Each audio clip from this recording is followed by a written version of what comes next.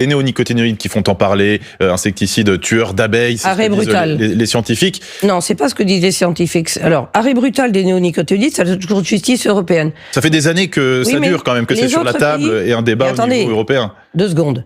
Les autres pays ont des dérogations. La France n'en a aucune. Il y a 10 pays sur les 27 en Europe qui ont une dérogation. La France, on a eu. Et là, ça a Barbara Pompili, sous le gouvernement Hollande, a interdit totalement les néonicotinoïdes. C'est dans la loi. Donc nous ne pouvons rien faire. Interdiction totale en France, ça n'existe dans aucun autre pays. L'Allemagne, ministre vert, pays présenté comme vert, est le pays qui a le plus de dérogations. L'Allemagne va produire des betteraves traitées aux néonicotinoïdes. Nous allons importer son sucre. Est-ce que vous trouvez ça normal ?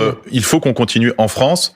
À avoir des dérogations quand il n'y a pas de solution. C'est la raison pour laquelle nous voulons une programmation des alternatives intelligentes. S'il n'y a pas de solution, on garde le produit 1 an, 2 ans. On garde le produit 1 an, 2 ans, quitte à réduire le dosage possible, utilisable par l'agriculteur. On réduit les impacts, mais on ne supprime pas brutalement. Vous savez, à force de supprimer les moyens de production à l'agriculture française, on est en train de vivre une catastrophe. On importe de plus en plus, on produit moins et on exporte moins. L'agriculture se tire une balle dans le pied. Les chiffres sont dramatiques. On importe 60% de nos fruits. On importe 45% de nos légumes. 29% de notre viande. Est-ce qu'on veut devenir une agriculture sans agriculteurs et sans production? Non. Donc je pense qu'il faut de la raison.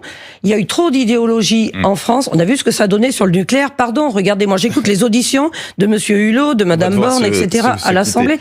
Et oui, mais on prend des décisions sous l'émotion ou sous le harcèlement d'un certain nombre d'écologistes les plus radicalisés, ceux qui ont qu'un slogan: décroissance, décroissance, décroissance.